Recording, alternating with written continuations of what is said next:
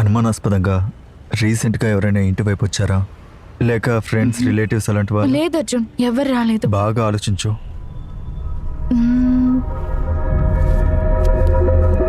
అవును, రీసెంట్ గా ఒక ఫుడ్ డెలివరీ బాయ్ వచ్చాడు. అది వైఫ్ ఫుడ్డా? అవును, నీకెలా తెలుసు? నా సందేహం కాస్త నిజమైంది.